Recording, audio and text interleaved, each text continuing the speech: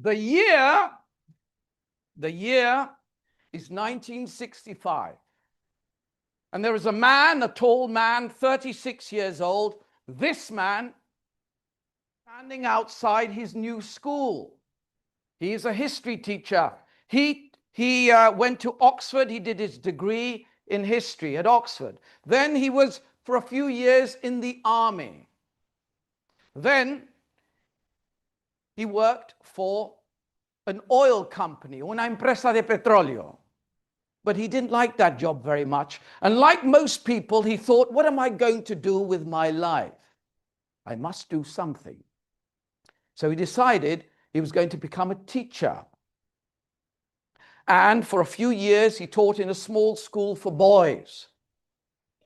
The English loved to separate girls from boys. They loved that kind of thing.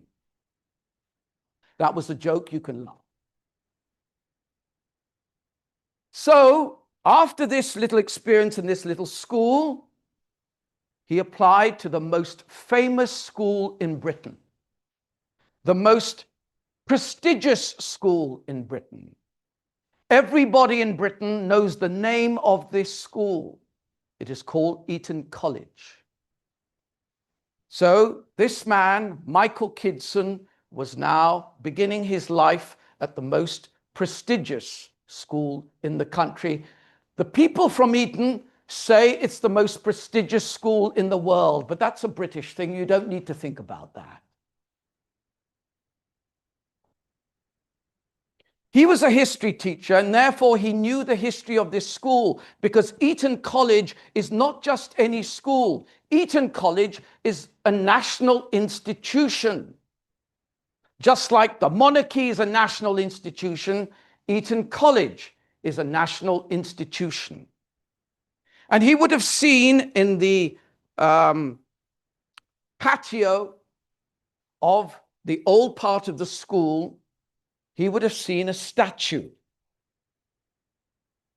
of a king. Because the person who created this school, who built this school, was a king. And that king was called Henry VI. And Henry VI lived in a castle not too far away. This castle. 10 minutes from this place, you find this castle. It's one of the oldest castles in Britain. It's called Windsor Castle. The name of the royal family comes from this castle, the Windsors. This castle is 1,000 years old, which means that for 1,000 years, the kings and queens of England and then Britain have lived in this castle. And one day that king stood on the walls here and was looking out at all his land. All of it was his. And this king, Henry VI, was a religious king. He prayed every day. He read the Bible every day. And he said, I want to build over there, I want to build a school, a religious school, for 70 poor boys. He built the school in 1440, 1440. And next to the school, he built a chapel, una capilla. Then, a year after that, the same king built a college at Cambridge. A university already existed there, and the universities of Oxford and Cambridge have a college system. There are many colleges, and all of these colleges together make the university. Do you understand that point? Yeah. This king who built Eton College built this college at Cambridge. This is called King's College, Cambridge. Now, you must understand, Cambridge is a very prestigious university, but each college has its own prestige. There is a hierarchy at Cambridge. Do you understand that point? This college is the most prestigious of all the colleges because it was built by a king. just like Eton College was built by a king. And the idea of this King Henry VI was that the students from the college, from Eton College, when they finished, they would come to this place and study there for their degrees, sus carreras. And after that, they would go into the church, become priests, and also perhaps advise the king and the government. That was the idea. So Michael Kidson knew this history. And he also knew that the personality of the school had changed over the centuries. That at the beginning it was a religious school where the boys learned Greek, Latin, and theology. But now, in the 1960s, the year 1965, when Michael Kidson started at this school, Eton College, this place. Now, the personality of the school had changed. It was no longer a religious institution. It was an institution for the aristocrats, the rich. Not just the rich in Britain, but the rich from the world. Okay? To send your son here to this school, if he gets in, to send your son to this school for 1 year will cost you £55,000. See that? It's for the super rich, the millionaires, the billionaires, the trillionaires send their sons to this school. When Michael Kidson walked around the school, what did he see? He saw various buildings, obviously, but these buildings are special. He saw a theater that belonged to the school, where the boys who loved to act could act in the school's own theater. They could act ancient plays by Aristophanes and Euripides of Greece. They could act Shakespearean plays, Hamlet, Macbeth, Othello, Romeo and Juliet. They could also act modern plays. And this theater here, called the Farrar Theater, has space for 400 people. Here we have 100, 4 times bigger than this.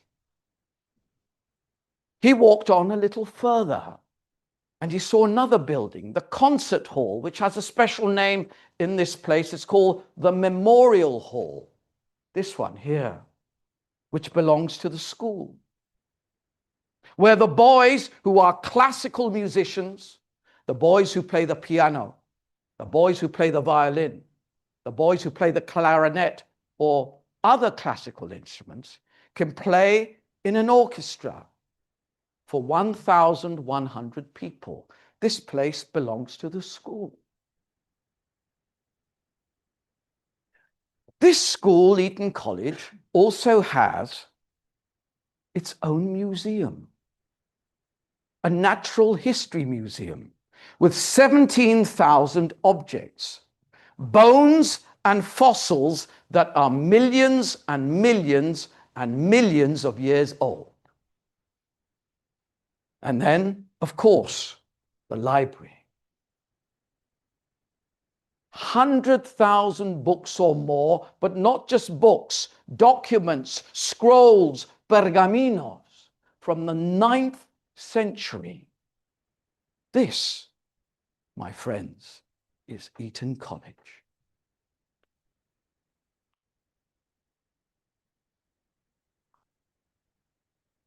When he walked around the school, what did he see? He saw 1,000 hectares of land that belonged to the school. There is only one other school in the whole of Britain that has more land than Eton. 1,000 hectares of land, 40 rugby and football pitches, 40. 20 pitches for cricket, I know in Spain this is not considered a sport. The other important sport at Eton is rowing, remar. The River Thames, which is the river that runs through London, goes past Eton College. Eton College is 1 hour from London. And so the boys from Eton sit on their boats and they row on the River Thames. Somebody called it the silver thread that runs through the heart of England.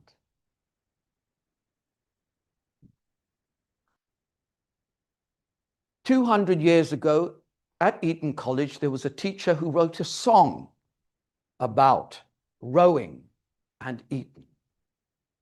It goes like this. Jolly boating weather and a hay harvest breeze, blade on the feather, shade off the trees. Swing, swing together with your bodies between your knees.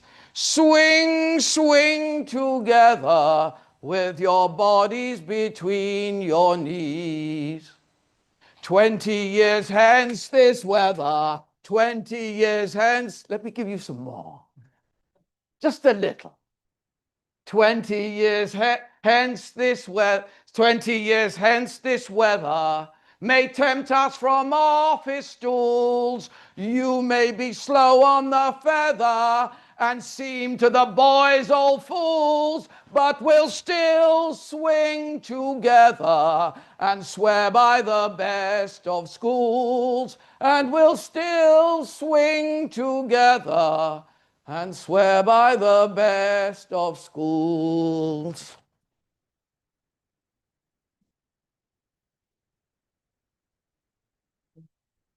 Is this good?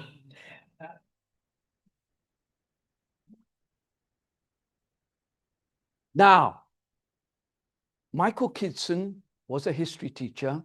He's giving his first class. What do the boys see?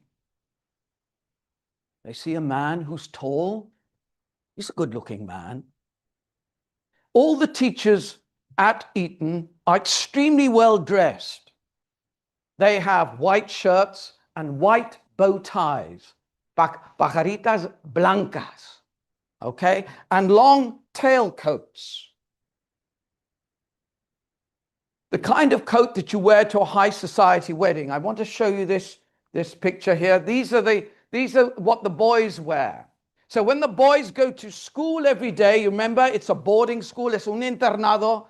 It's like they're going to a high society wedding every single day. So these are the boys that would have been in the class with Michael Kidson.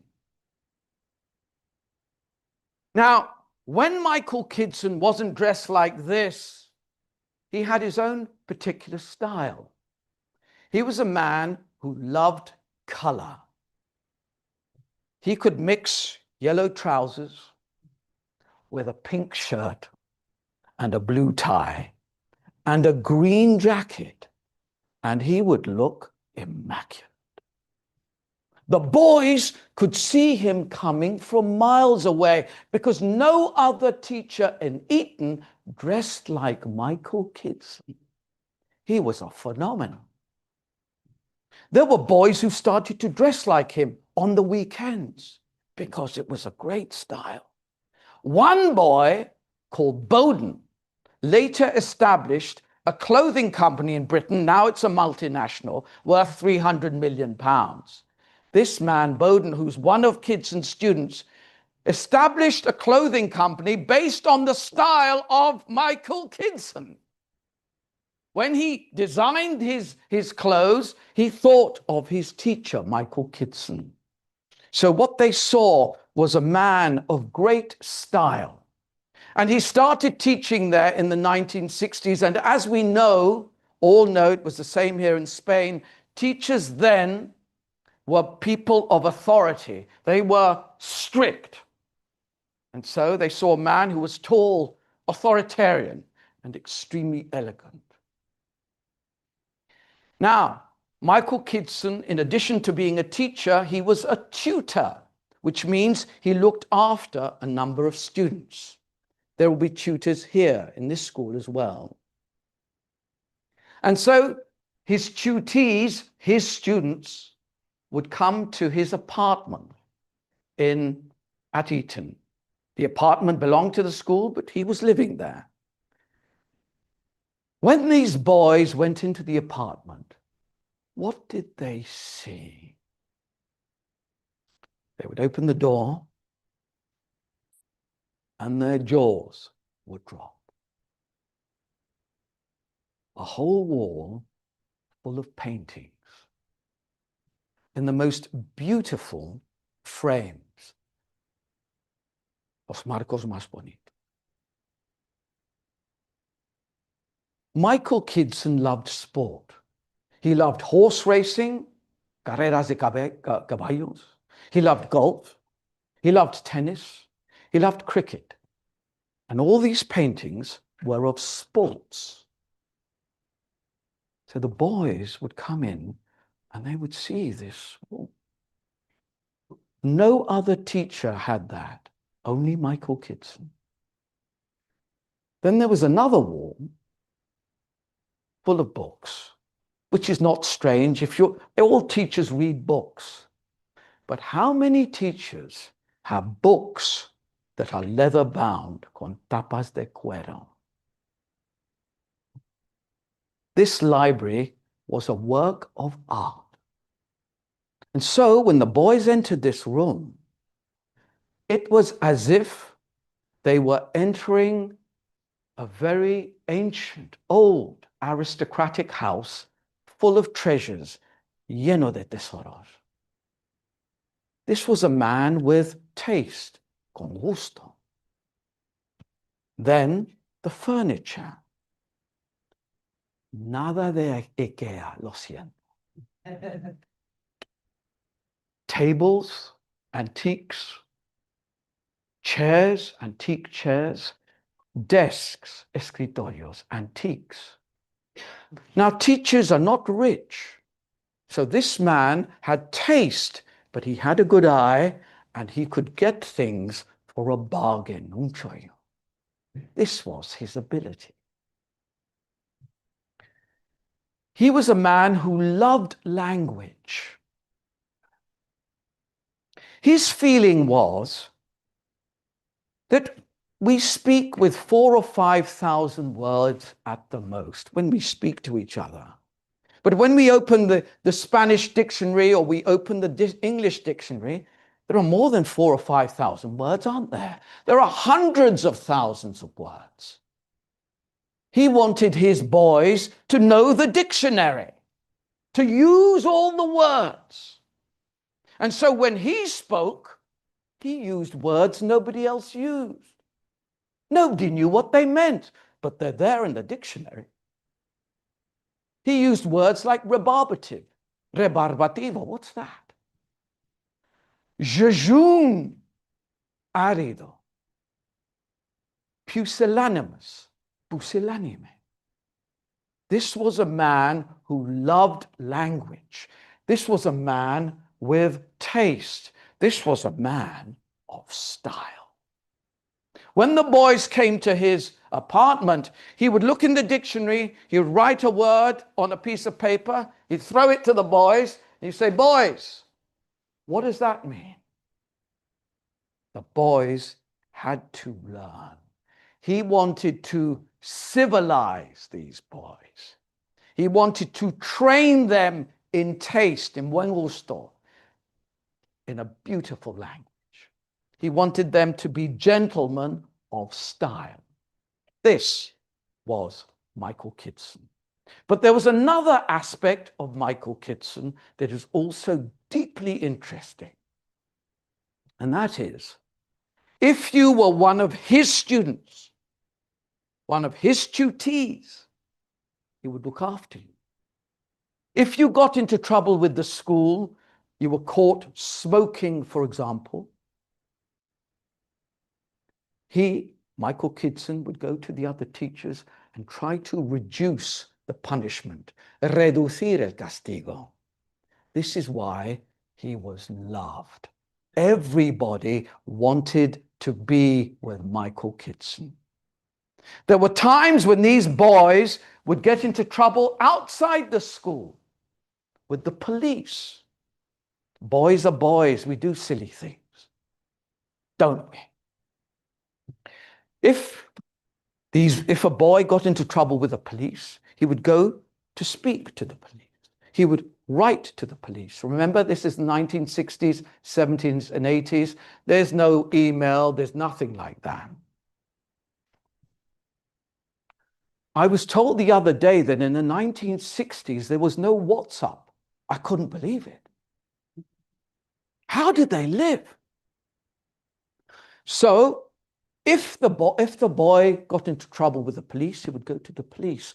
If the case went to court, al tribunal, he would go and talk to the judge. He cared for his boys. They were important to him. He wanted to protect them if he could. There's a famous story, wonderful story, in the book that I showed you at the beginning, written by one of Michael Kidson's students about Michael Kidson. There was a tutee, one of Michael Kidson's students, who was in the second year of his A-levels, el segundo de bachillerato. So he had to do his final exams, the second year. He's 17 years old, this boy. He did something wrong at the school. He went to the headmaster, and the headmaster said, "Get out. You're expelled. Estás expulsado." So this boy goes to see his tutor, Michael Kidson, and knocks on the door.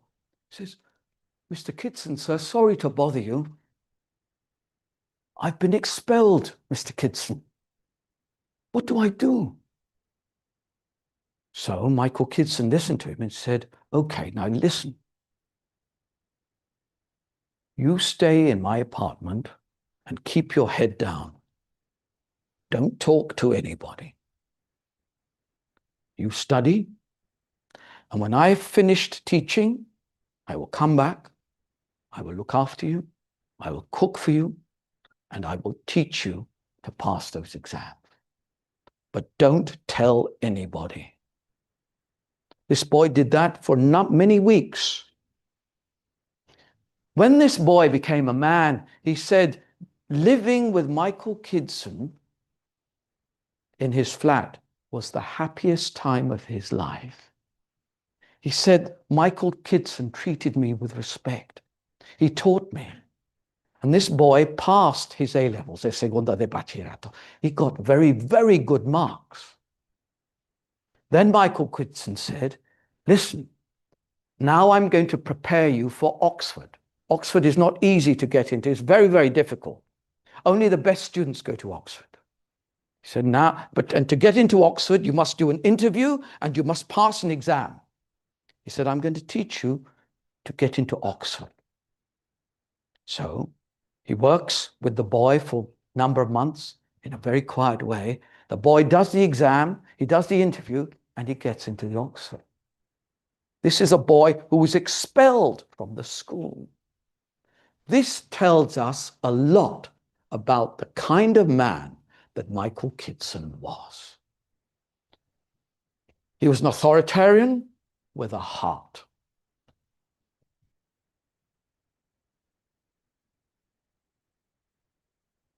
On Saturdays,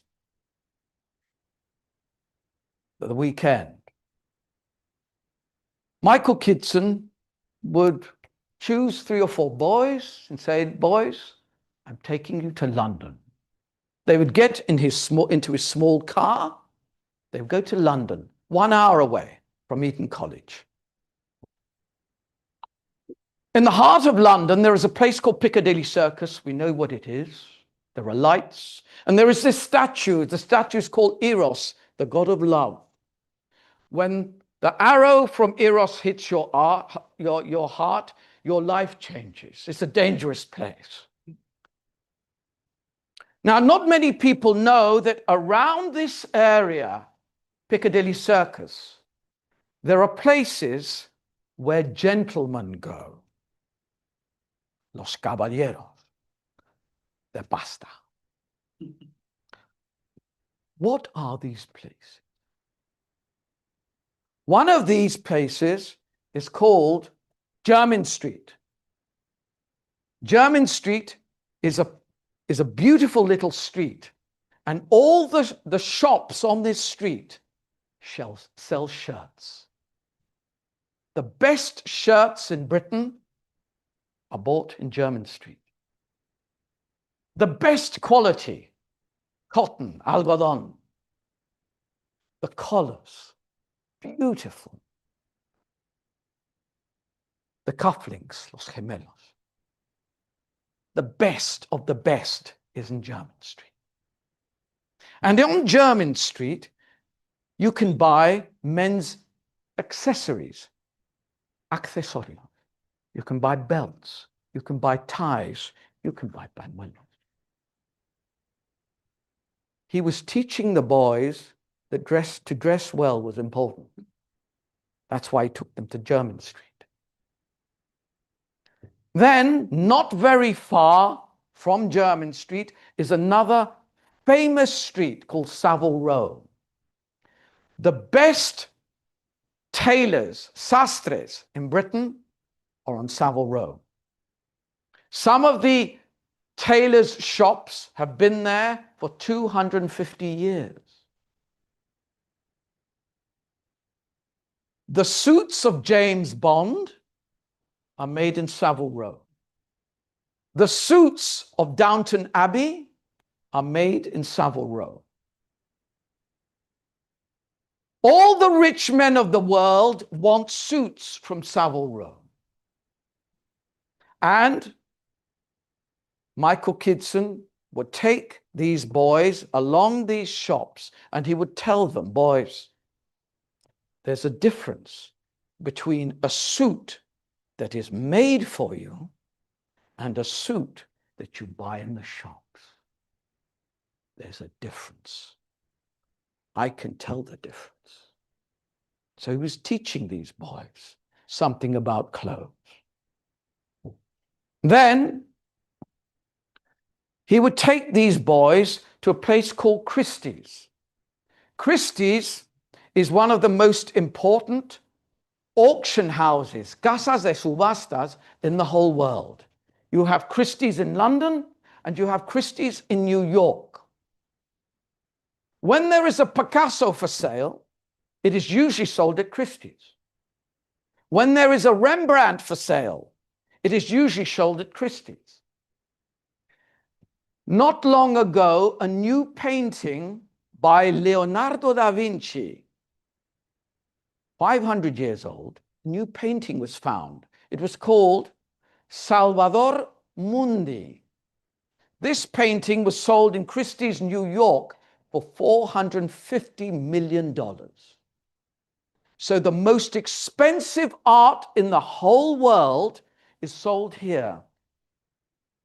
And Michael Kidson would take his boys to this place so they could see the auctions. And this place also has exhibitions of furniture, the very best, beautiful clocks, beautiful eggs, beautiful treasures. So these boys would look and they would learn.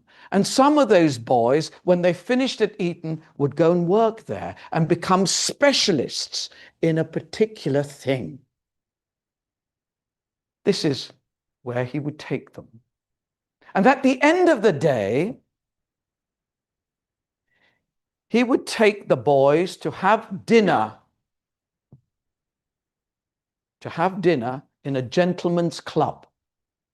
A gentleman's club is a place for men with distinction.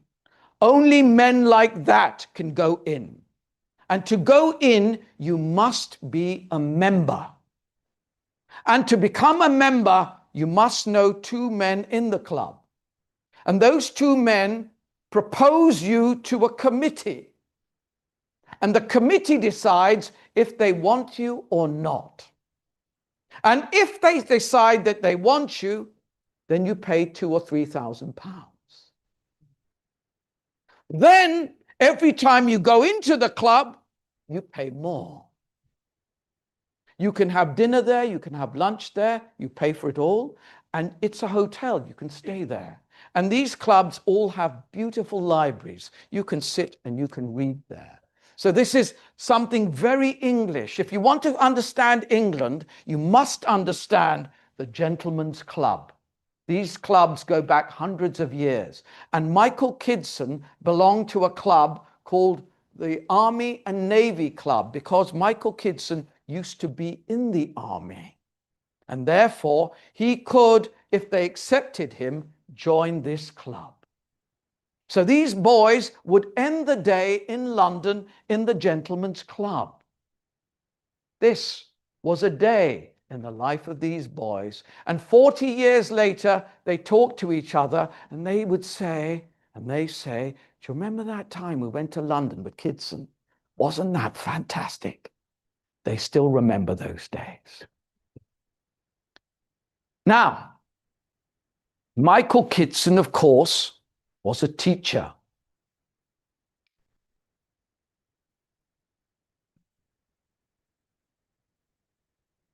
He was a brilliant communicator. He was an orator. He can hold an audience for an hour, just like that. He was at his best when he spoke about his heroes. And one of his greatest heroes was a man called William Gladstone. This man here. Now, I'm going to act for you. I'm going to become Michael Kidson. Is that all right? I'll do that. I'm Michael Kidson now. I'm the teacher.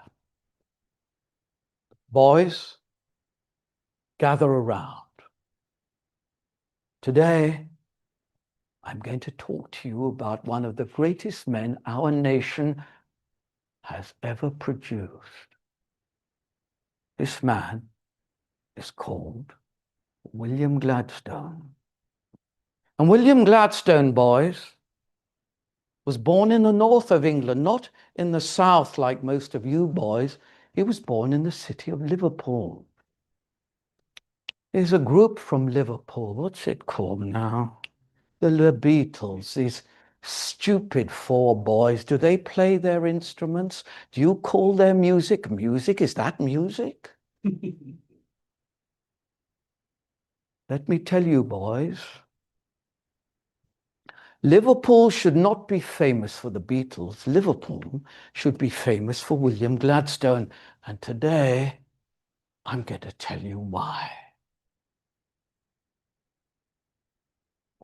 William Gladstone was born in the 19th century, not from an aristocratic family, but from a business family, boys. His father made a lot of money. And his father sent his little son, William, to the best school in the world, boys. And what is that? Yes, Eton College. William Gladstone, more than 150 years ago, was sitting in these chairs, boys, where you are sitting, you stupid boys. Now, when this young boy, William Gladstone, came to this school, the other boys used to call him the Saint, El Santo. Why?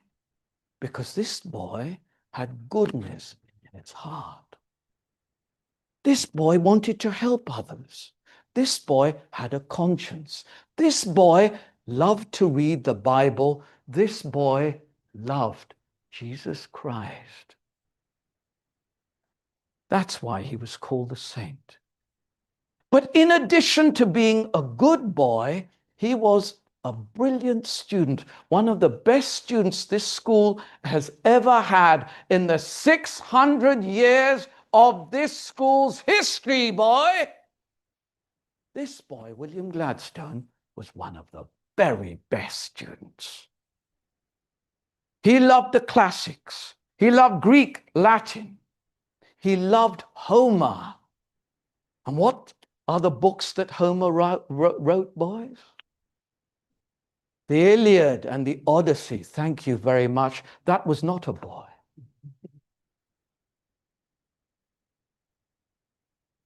When William Gladstone went to Oxford, only the best students go to Oxford. Most of you will go to Oxford. When he went to Oxford, he did a degree in 2 parts. The first part, he got a first, un sobresaliente. The second part, he got another first, sobresaliente. That is called, boys, a double first from Oxford. Everybody at Oxford is intelligent, but very few people at Oxford get a double first. But our man, William Gladstone, got a double. When he leaves Oxford, he writes books on Homer. The Iliad. The Iliad was his favorite book. And what is the story of the Iliad, boys? It's the story of Troy. Troy was a Greek city-state because the Greek Empire had many city-states, and Troy was one of them. And Troy had a king called Priam. And this king, Priam, had many children, but his most famous, most valiant, most noble son was called Hector. And Hector was a warrior. He was a great fighter. And Priam had another son, a younger son. And this younger son was called Paris. He was a very good-looking boy, but not such a great fighter. And one day, young Priam, the good-looking boy, goes to Sparta, another city-state. And the Spartans, boys, were the greatest warriors in the Greek Empire. Everybody was frightened of the Spartans. And the king of Sparta at that time was called Menelaus.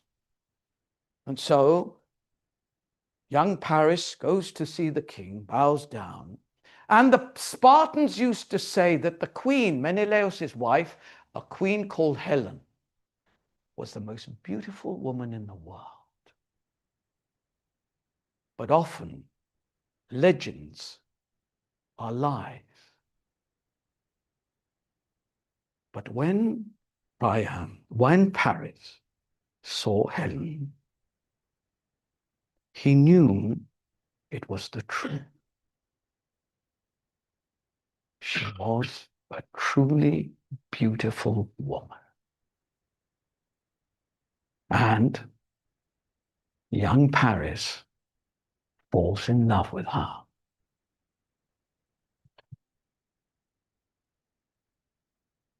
Helen falls in love with him. That is called a very big problem. She's a married woman. Their love is so great, boys, that in the middle of the night, they decide to run away from Sparta and go back to Troy. In the morning, Menelaus, the big Menelaus with his long beard, wakes up and sees that his wife is not there. Where's she gone? Where's my wife? Men run up and down around the whole of Sparta looking for the queen. Then a man comes and says, Your Majesty, sir, Queen Helen has run away with Paris to Troy.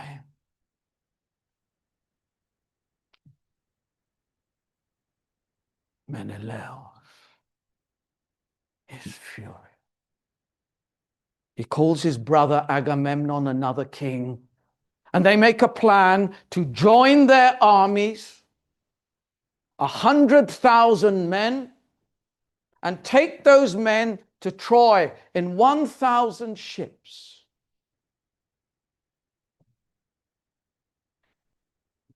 They arrive at Troy. The armies are there, and Agamemnon, being the oldest brother, stands outside in front of his armies and says to Priam, who's standing on the walls, he says, Priam, your son Paris has no honor. He came as the guest of my brother Menelaus. And what does this little son of yours do, Priam? He runs away with the queen of Sparta. If your son has any honor, he will come out and fight Menelaus. Everybody's afraid. Paris is not a fighter, not like his brother Hector.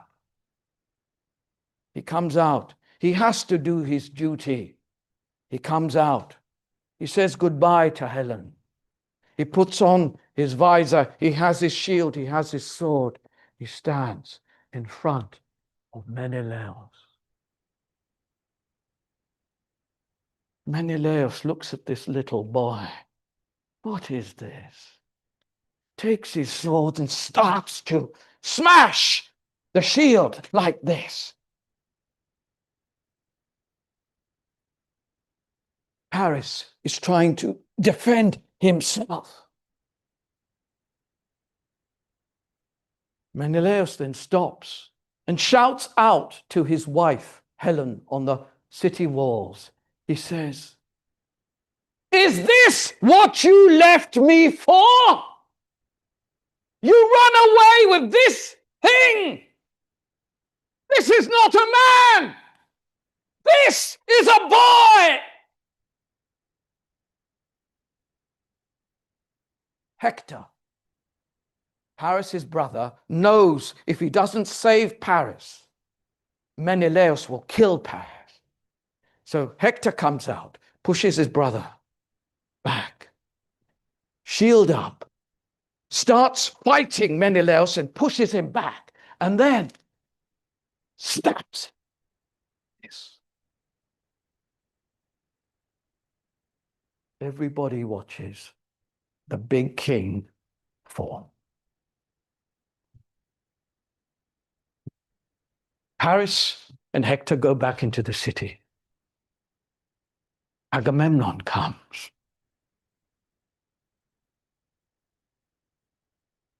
Are there no men of honor in this city?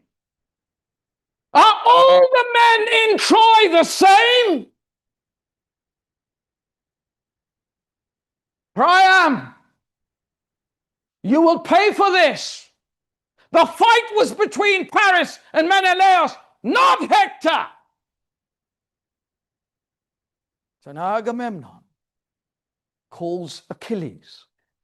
And Achilles, Achilleus, is half man, half God. He has special powers. Achilles can move in a way so quick that no human being can match it. Hector knows he must go out. He must do his duty, su deber.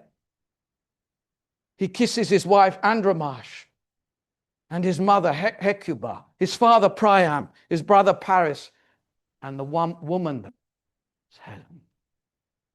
And he goes out. This is the greatest warrior in Troy.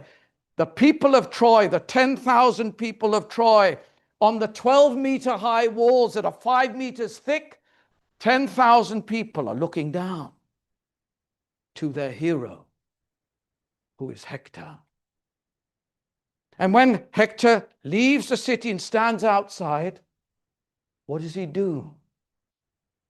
He becomes afraid, and he runs around the city 4 times.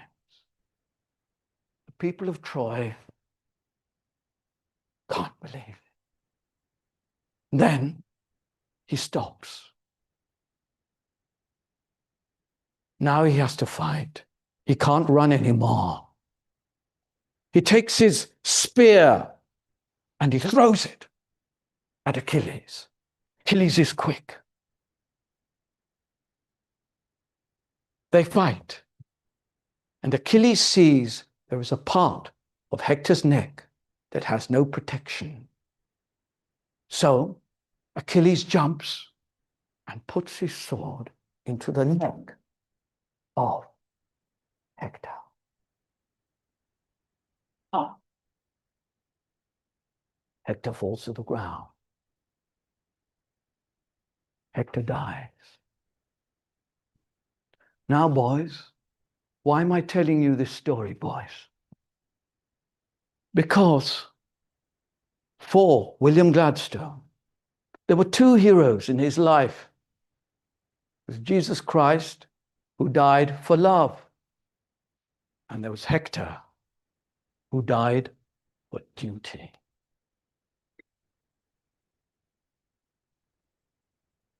There's more to be said about William Gladstone.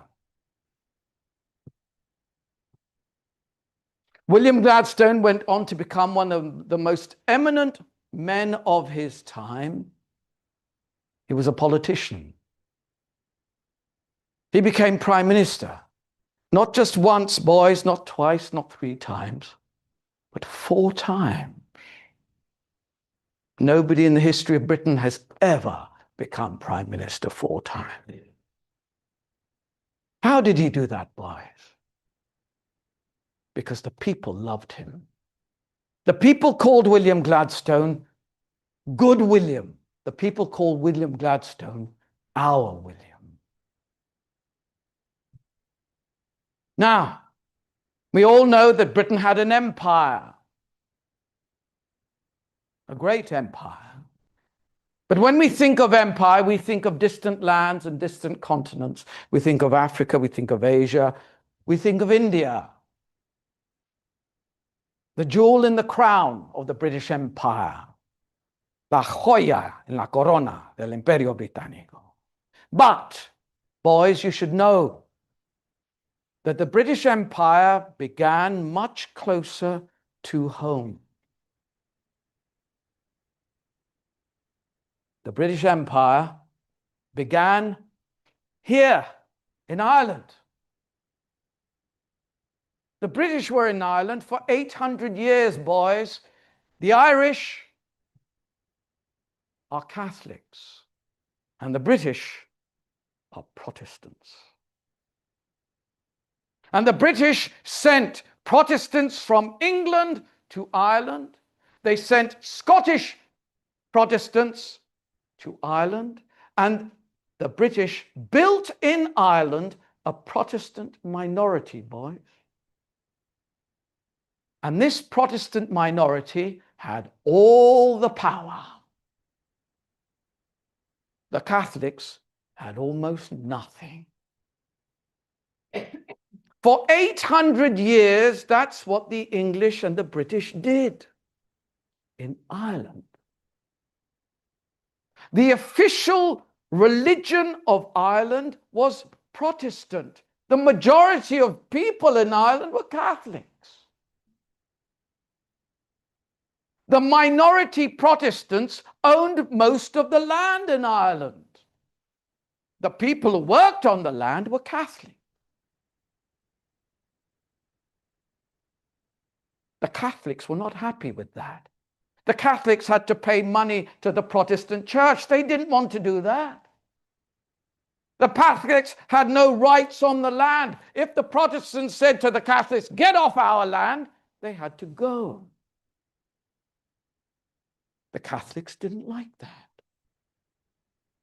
And so, when William Gladstone becomes prime minister, he goes to talk to the Catholics and says, "What are the problems?"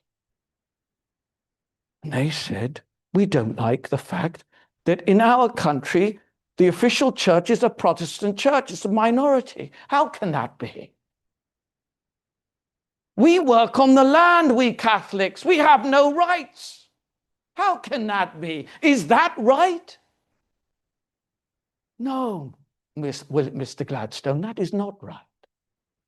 And so, William Gladstone, he goes back to London, to the Parliament in London, and makes speeches.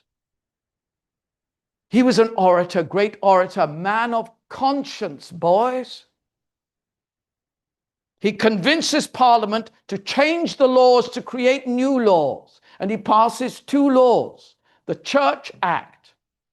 The Church Act takes away the power from the Protestant church. That made the Catholics happy. Then the second act is the Land Act. In the Land Act, the Catholics are given rights, derechos. Now the Protestants have to respect the Catholic. And so, boys, this is why William Gladstone, to this day, is respected in Ireland, more than a century after his death.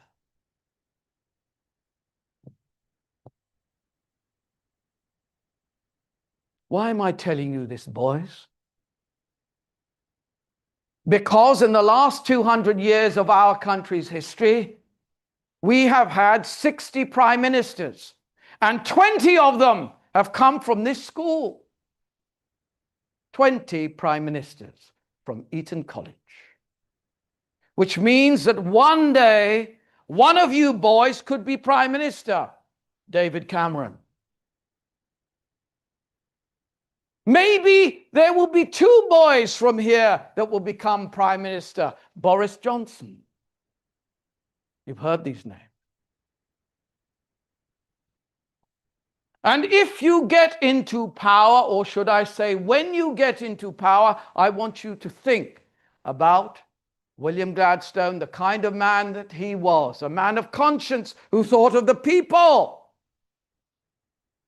That, boys, is important.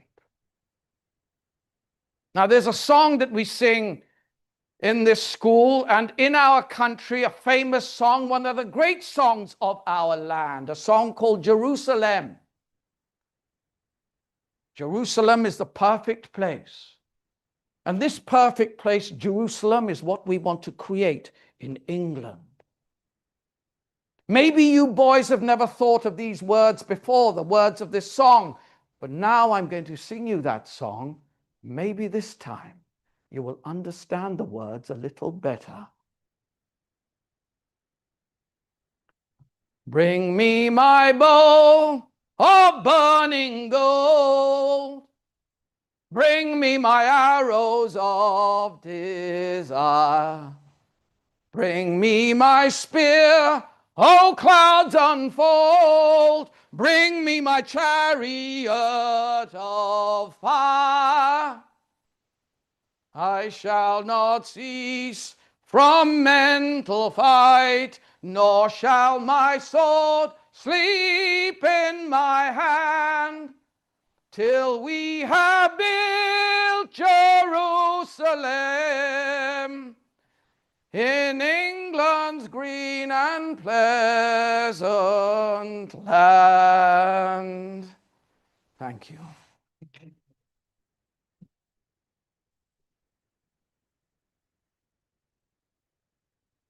Let us move now to the next teacher, a different world, but a brilliant man.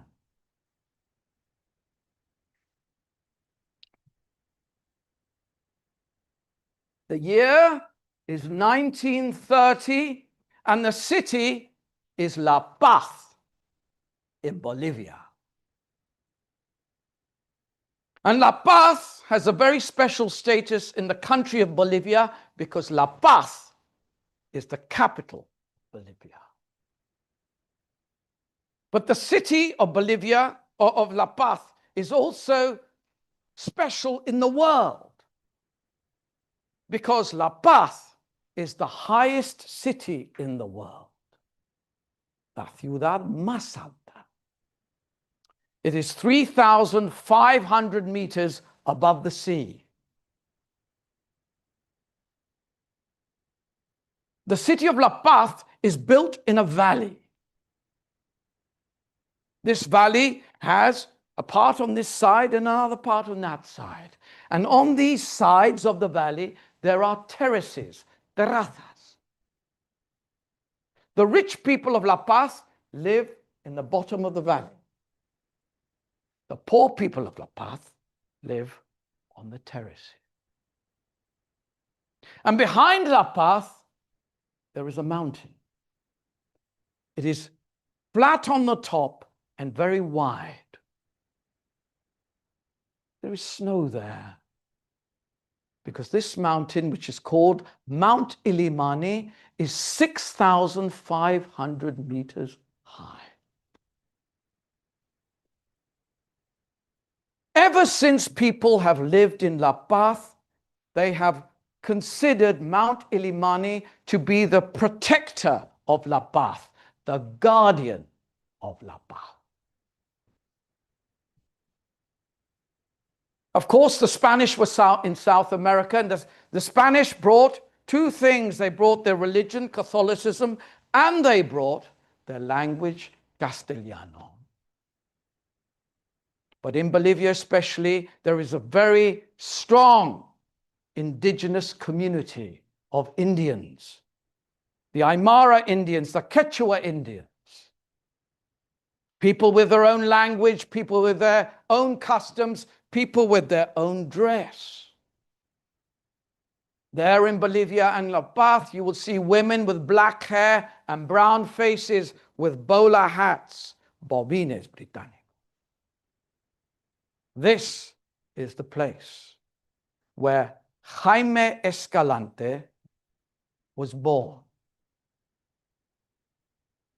And Jaime Escalante's father was a maths teacher.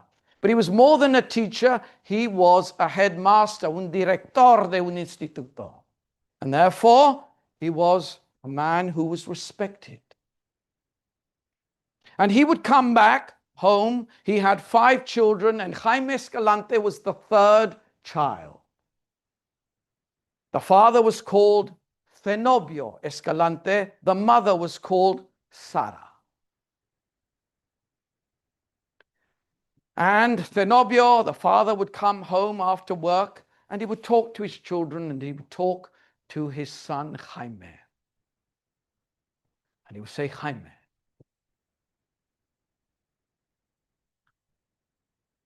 teaching, Jaime, is not just any job.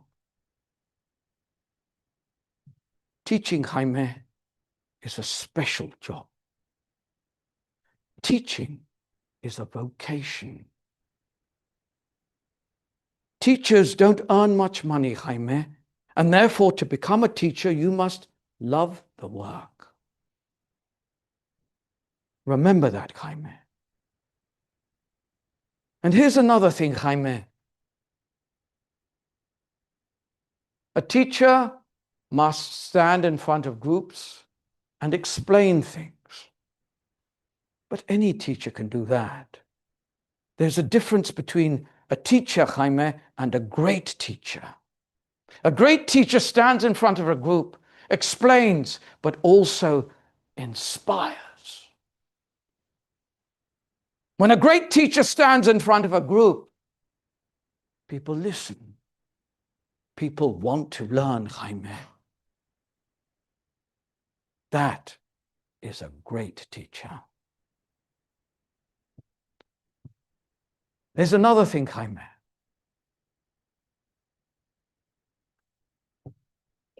A teacher must be strong, especially dealing with young people. A teacher must have discipline, must be strict, because if you don't have strictness and there is chaos in the class, you will lose the class and nobody will learn anything.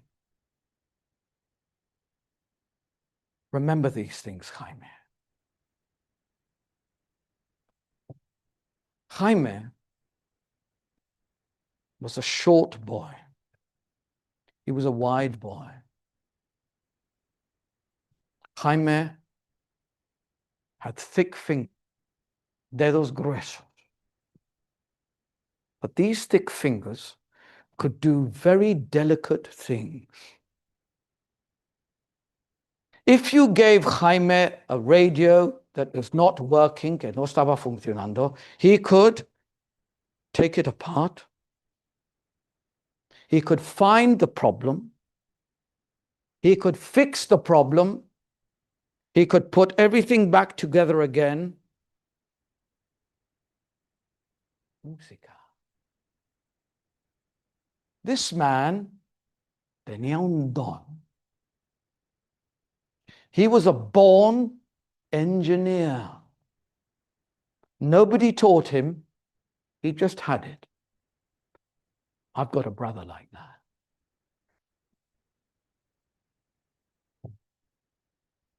He thought in systems. You could give him any machine, he would understand the system, and he could fix it. The whole family were proud of Jaime. They would say, we've got an engineer in the family.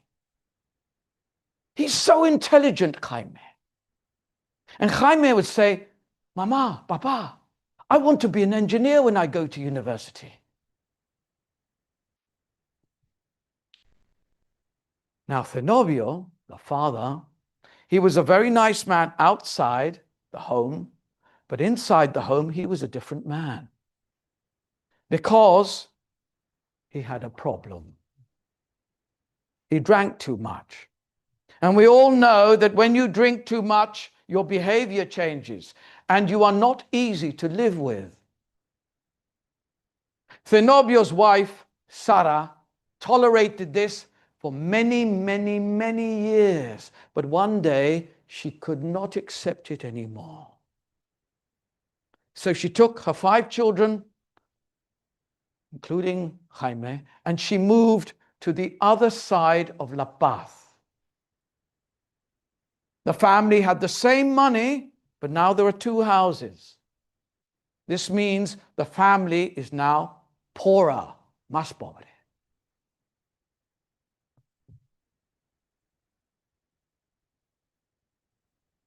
Jaime studies. Jaime gets to university. He wants to do engineering, but the family don't have the money for the engineering degree. And so he decides to study maths and physics instead. He's a very good student, very intelligent, Jaime Escalante. And after 4 years, he gets his degree.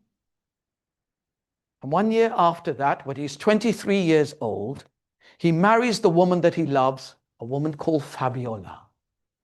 And within 1 year, they have a son when he's 24 years old, when Jaime Escalante is 24 years old. He has a son called Jaime Jr. And Jaime Escalante works in a school, one school in the morning and another school in the evening. 2 different schools. He does that for 10 years. And then one day he sits with his wife at the table and he says, Fabiola, estoy cansado. I'm tired. I work so hard, Fabiola, but I don't earn enough money. I don't want to do this anymore, Fabiola. Fabiola says, what can we do? Jaime says, I've been thinking, Fabiola, we should go to another country. Another country, Jaime? What country?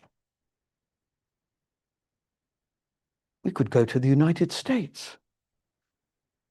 The United States, Jaime? What are we going to do in the United States? We don't speak English, Jaime. Fabiola, I could get a student visa, un visado estudiantil. I can get a student visa. I could go to the United States. I could study English. I can get my papers to become a teacher. I can study there to become a teacher. do all the exams. I can work. Jaime, you'll be in the United States and I'll be here. We're married. How can we live like that? Trust me, Fabiola. I am Jaime Escalante, not Zenobio Escalante. I will go, I will do it, and I will call you over. You are my wife. We will be together again. In 1964, when Jaime Escalante is 34 years old, he travels to the United States. He goes to California, and we know that California used to belong to Mexico. And therefore, in California, there are many Latinos, which means Castellano is spoken. And this is a good thing for Jaime, who doesn't know any English. But we also know if you speak with people in your own language, you will never learn English. So it is like that. But he tries to learn, and he goes to classes to learn English. This is very important because he has a dream, he has a mission, he has an objective, un propósito. And then he gets his other exams in order because his dream is to become a teacher, a maths teacher in the United States. And of course, he works as well to earn a little money. He needs that money. He doesn't come from a rich family. At home, in his little room, there are times when he feels lonely. What am I doing here in the United States? The woman I love is over there in La Paz. Maybe I should go back. But he doesn't go back. For 4 years, Jaime Escalante lives like this, separated from his family. Today, it is easy to travel. In those days, it was very expensive. These people didn't have any money. For 4 years, he lived alone. And then, the 4th year, 1968, he has the papers for his wife to come and his young son, Jaime Jr. They meet in Los Angeles. They hold each other and they cry with joy. Within 1 year, they have a second son called Fernando. This boy is born in America. He is an American.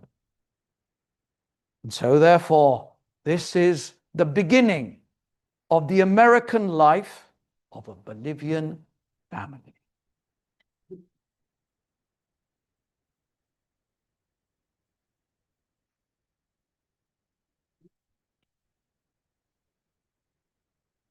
In 1974, 10 years after coming to the United States, Jaime Escalante gets a job in a school, this school. It's not a very good picture, forgive me. And the school was called Garfield High, and it was in Los Angeles in the United States, in un barrio pobre, in a poor area. It was a big school. It had 3,400 students, almost 3 times as many students as Eton College. That's a lot of students, 3,400 students. And 95, 96, 97% of those students were Latinos. Some of these students were born in America, others came from Mexico. Most of the students came from very poor families. Families with very little education. Families that had no books at home. Families that didn't really value education because these families were workers. And these students thought, we don't need to be at school, we need to go and work. That was the thinking of the families of these students at Garfield High.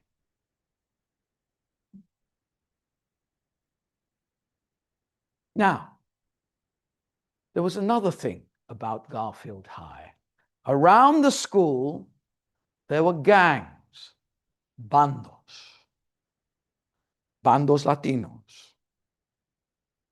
And we know wherever there are gangs, there is always trouble, because gangs have territories. And if somebody else from another gang comes into that territory, there is a fight. Sometimes there is death. And gangs are associated also with drugs, violence, drugs, prostitution. The gangs were outside the school, but the problem was the gangs were also inside the school. This was a school of gangs. This is the school that Jaime Escalante came to teach in. It's a totally different world to Eton College.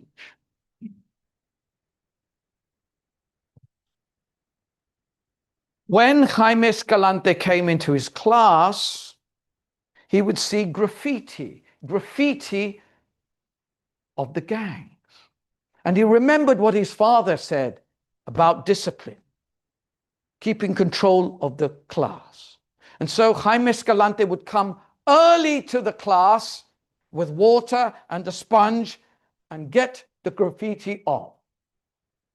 Sometimes he couldn't get it off, and sometimes, therefore, he would have to bring in paint and paint the walls of his class. He was sending a message to the gangs that I, the teacher, Jaime Escalante, am in control. This is my class. It is not your class. Boys from the gangs would come into his maths class. They would walk in like this. They would look at Jaime Escalante like this. He would get angry and tell them to go. Boys would look at him. Ojo boliviano.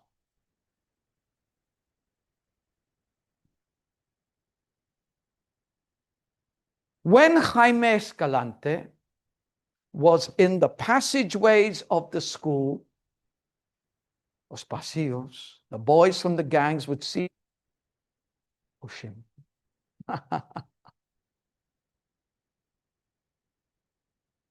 Then Jaime Escalante had a meeting with the headmaster, director, and the teachers. There were about 200 of them.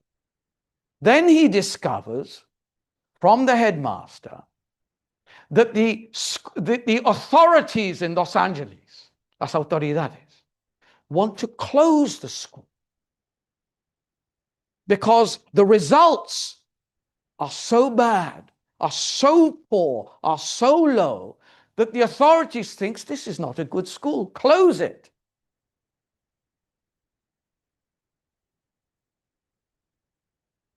But Jaime Escalante is a man with ambition and a dream.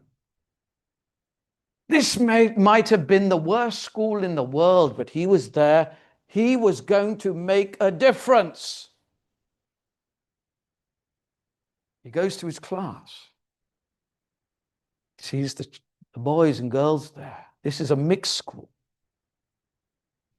Boys sitting like this. He says, chicos, because they're all Latinos. And he would use Spanish words. He would speak in English, but there are certain things he would say in Spanish. He would say, chicos.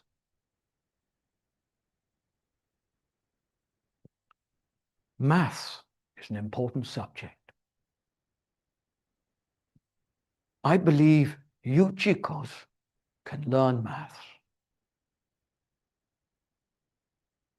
To learn maths or any other subject, chicos, to learn maths with me, I want you to show me un poco de ganas.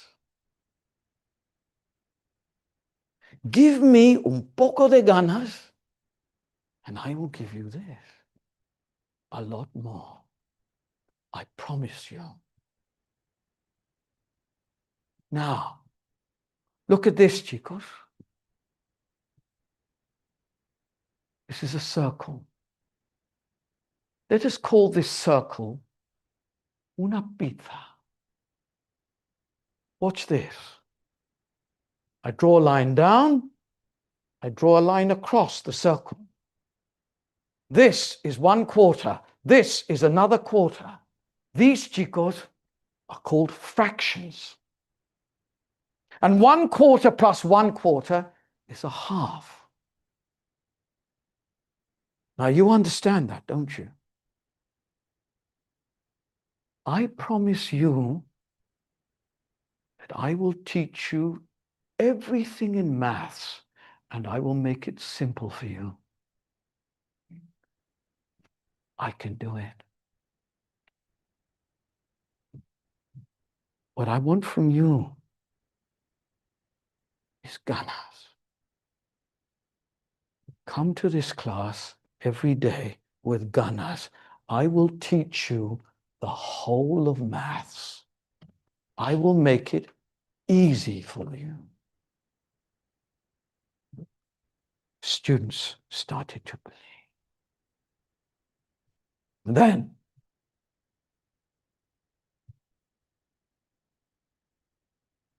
Jaime Escalante goes to see the headmaster, el director. He says, Mr. Headmaster, I believe I'm making a change with these students. I see that they want to learn. What I want to do, Headmaster, is I want to take these students to the highest level of maths in America. Not many students can go there, but I believe, Mr. Headmaster, I can take these students there. The headmaster says, Jaime. Jaime, I've been in this school for 20 years, Jaime. I know what these students are like. You've just arrived, Jaime. Jaime, don't waste your time. Don't try too hard. These students, they can't do it. Forget it, Jaime. For 6 years, Jaime Escalante was in this school and he was frustrated. He wanted that. The school wanted this. Many times he went home to his wife and he would say to Fabiola, Fabiola, what am I doing here? I'm wasting my life in this stupid school. The headmaster doesn't believe in anything. The teachers don't believe in anything. For 6 years, he was frustrated. For 6 years, he tried. For 6 years, nothing happened. But then, in 1980, his world changed. In 1980, this man appeared. Enrique Gradias. And Henry Gradias was born in America. He spoke like an American. His family came from Mexico. And he was in the American army. He was a military man. And after the army, he did a master's in education. And he became a teacher. He was a strong man. He was a charismatic man. He was a man with a vision.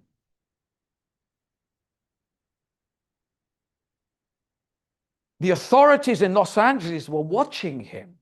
They were saying, we like this man. He is a natural leader. One day, we're going to make him a headmaster. And in 1980, Henry Gradias was made a headmaster, director of the school. called Garfield High, where Jaime Escalante was teaching. And Henry Gardias comes into the big room with all the teachers, 200 teachers.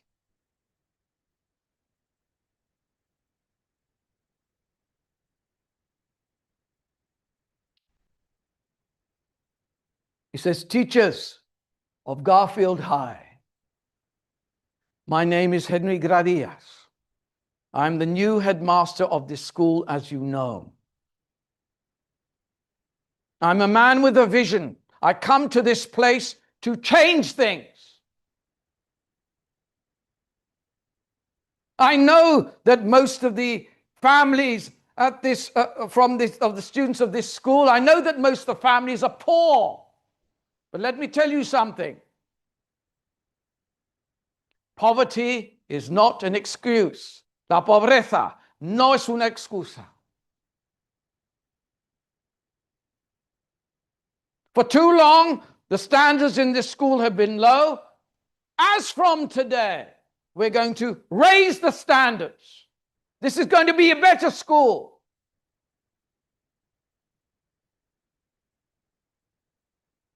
We're going to start believing in the students. We're going to push them. We're going to make something out of them. If you believe that in the way that I believe it, I promise you, I will help you in every possible way. The past is the past. This is a new time. And don't worry about the gangs. I will deal with the gangs. The students will come to school on time. The students will come to classes on time. The students will do their homework on time. This is the new Garfield High, and my name is Henry Gradias. Escalante is in the meeting, and he does that. Gracias. Gracias. This is what he was looking for. Escalante goes to Gradias, and Gradias says, I know who you are, Jaime Escalante.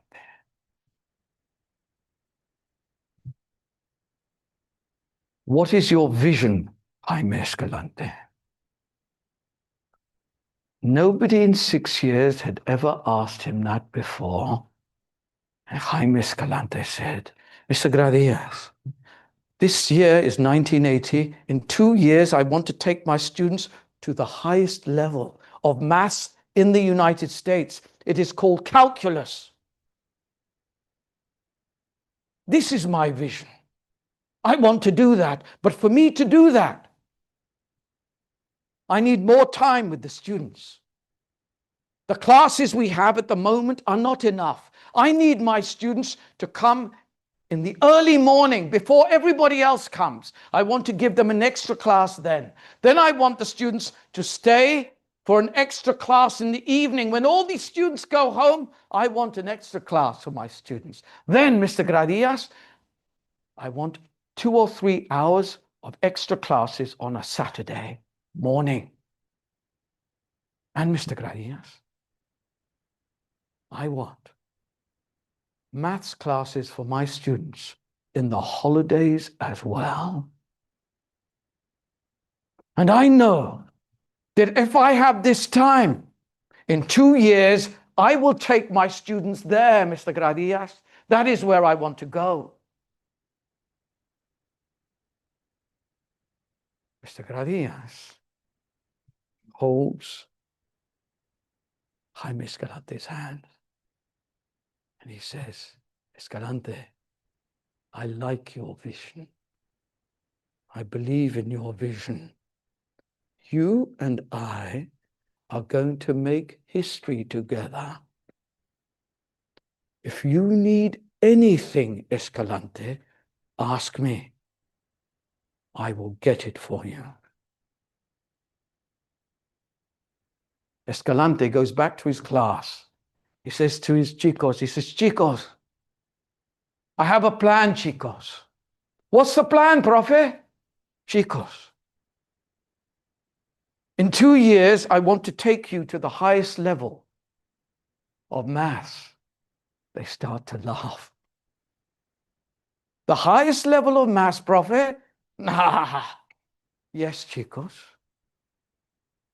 To get to this higher levels of maths, you need to make sacrifices. Sacrifices? Profe, what does that mean, profe?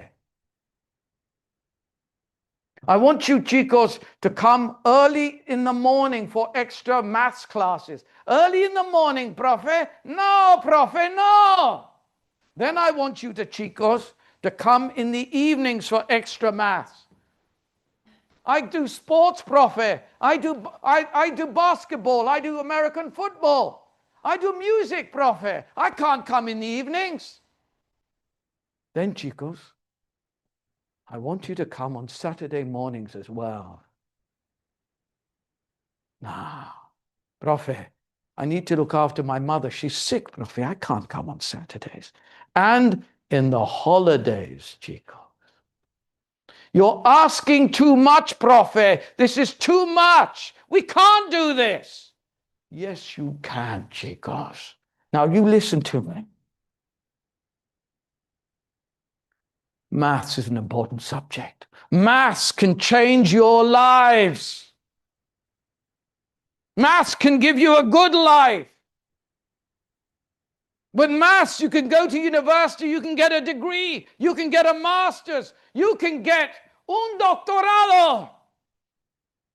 With maths, you can work for NASA. But to do these things, you must make sacrifices.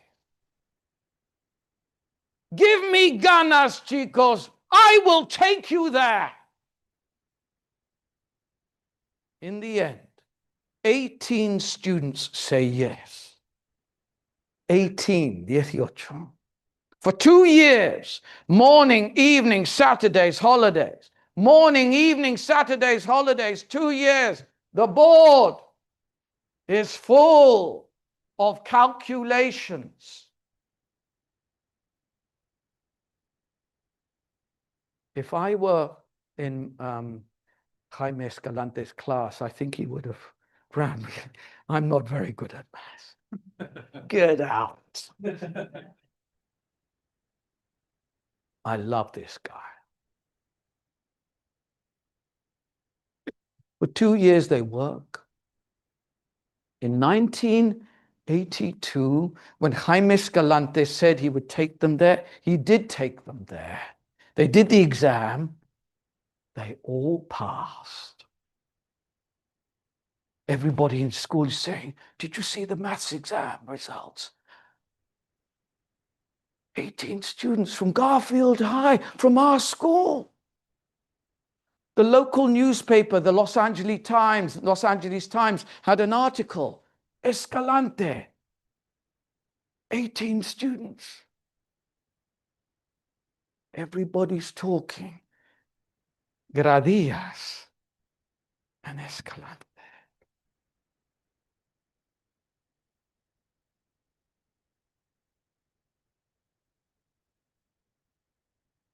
Beautiful things often don't last very long, unfortunately. A few weeks later, Gradillas is in his office at the school and he receives a phone call.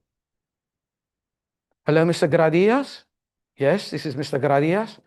Mr. Gradillas, sorry to bother you, Mr. Gradillas. I'm the inspector of exams of Los Angeles.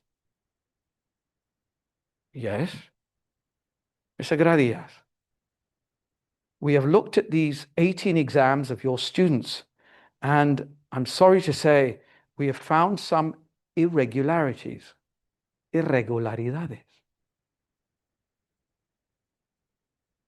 Irregularities? Yes, Mr. Gradillas. I will come to your school tomorrow and I will explain everything. Gradillas, Escalante. Irregularidades. The two men don't sleep that night. They come back the following day. The inspector is there. Mr. Escalante, Mr. Gradilla, the papers. Gentlemen, what we have found is that many of your students made the same errors. This is very unusual. It is statistically improbable. Escalante. Statistically improbable? Are you saying that my students cheated, engañaron? I know my students. I've been teaching these students for 2 years. They're good students. They've worked hard. They know how to pass this exam. They would have not have cheated. Gracias. Are you here, Mr. Inspector, because the majority of these students are Latinos? Is that why you're here, Mr. Inspector?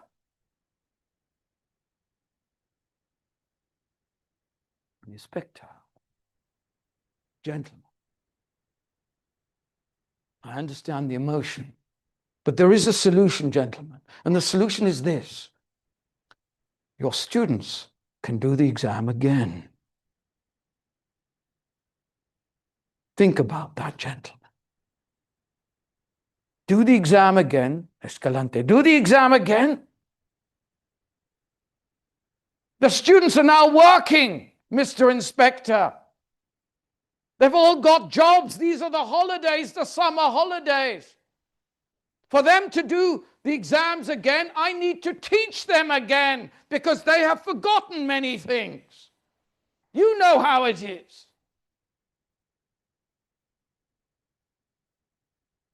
Inspector leaves.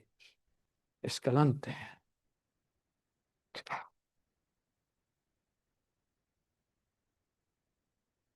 Gradillas. Escalante. Talk to the students. Bring them back to the school. You can do it, Escalante. You've done it before. I believe in you. But now, the reputation of this school is in danger. My reputation, your reputation. We need to call these students back.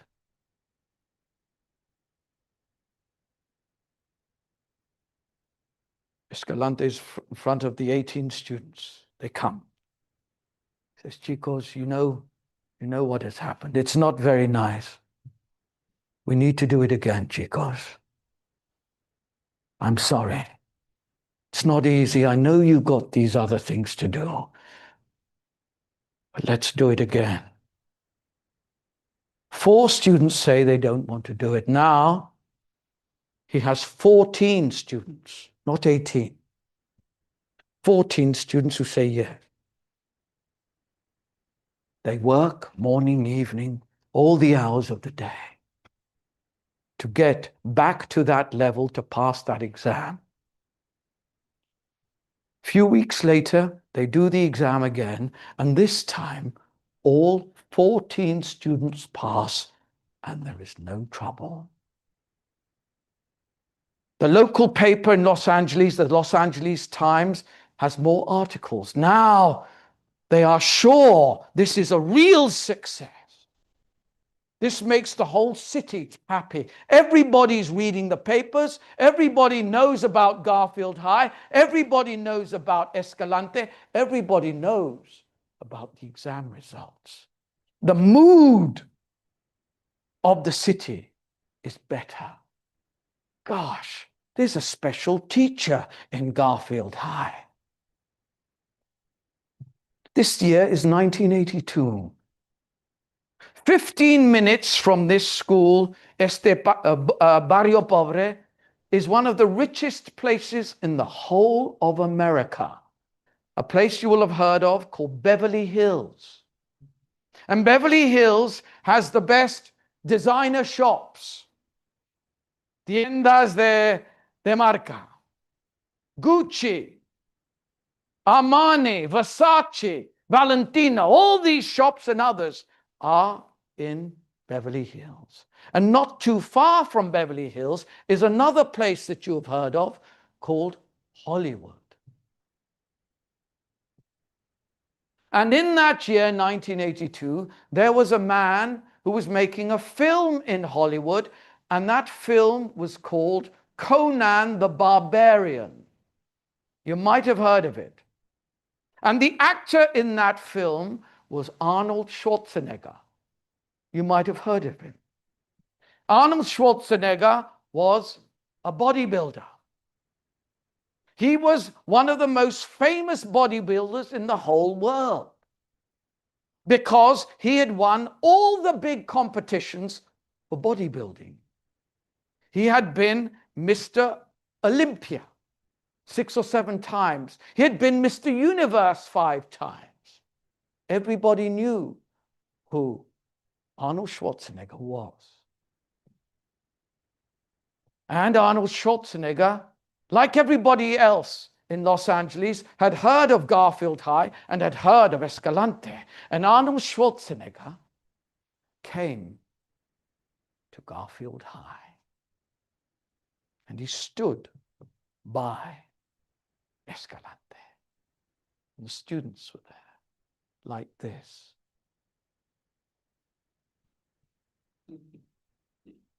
They couldn't believe it. Arnold Schwarzenegger. Arnold Schwarzenegger.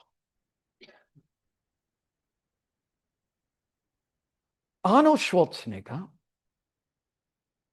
lived a different life to Escalante, but he had 3 things in common with Escalante. Arnold Schwarzenegger was an immigrant to the United States like Escalante. Escalante came from Bolivia. Arnold Schwarzenegger came from Austria. When Arnold Schwarzenegger came to America, he didn't speak English. Not one word. Just like Jaime Escalante. And Arnold Schwarzenegger also had to do other exams and got a degree in business in America, just as Jaime Escalante had to study and get his papers to be a teacher. These 2 men from different worlds had something in common, a lot in common. And so Arnold Schwarzenegger stood in front of the class and he says, "Chicos, when I was a bodybuilder for many years, one of the great bodybuilders in this sport, I had to think every day about sleep, about nutrition, about exercise, every single day for many, many years. There were times when I didn't want to do the exercise. I didn't want to go to the gym. But I had to. Because if I didn't, I would break my routine. It would affect how I felt. I would be further away from the propósito de mi vida. In this life, if you want to achieve success, chicos, you need to make sacrifices. You need to be disciplined. Think about that, chico. Then another man comes. Kareem Abdul-Jabbar, one of the greatest basketball players of all time. He played for the local team in Los Angeles. Therefore, he was a local hero as well as a national hero. That year in 1982, he won the NBA, La Liga de Baloncesto. He was the champion. In his basketball career, he won La Liga, the NBA, 6 times. He held the record for most points scored by any basketball player, 38,000 points. He held that record for 40 years. He was a legend of the game. Kareem Abdul-Jabbar comes to the class and stands by Jaime Escalante. Jaime Escalante, Kareem Abdul-Jabbar. ¿Dónde está el tío? Kareem Abdul-Jabbar was an intellectual as well. He studied at university, he valued education, and he gave money to poor students. This was a hero. Arnold Schwarzenegger, Kareem Abdul-Jabbar. Let's do more. Let's do more. So in 1982, as I said to you, 14 students passed. Every year after that, there were more students passing the highest level exam in the United States in maths for that age.